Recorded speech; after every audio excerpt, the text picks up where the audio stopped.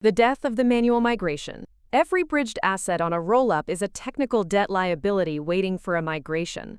But Circle's Universal Token Standard has turned that entire process into a silent protocol-level event. Unlike traditional bridges that force users to swap synthetic IOUs for native assets once a protocol matures, this standard allows an ecosystem to start with a bridged version that is architecturally identical to the final native version.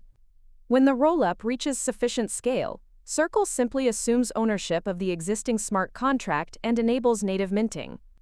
This removes the need for liquidity-sucking migration pools or user-facing swap interfaces, effectively making the transition from bridge to native invisible to the end user, eliminating the honeypot risk.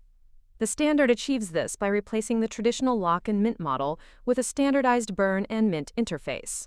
In the old model, billions in USDC sat in a single Ethereum vault as collateral for bridged versions, creating a permanent target for exploiters.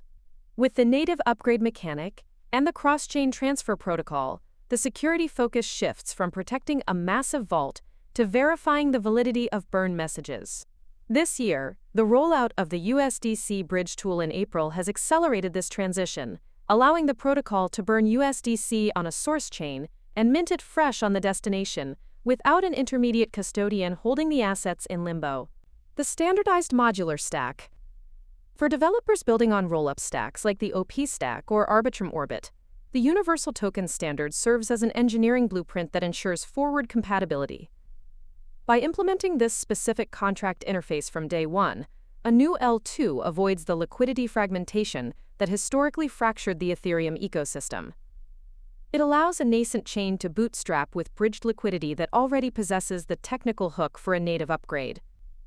This design choice is particularly relevant as Circle moves to advance its own Arc Layer 1 into production this year, positioning it as a settlement spine for these interconnected rollups that can now share a single, unified ledger of digital dollars.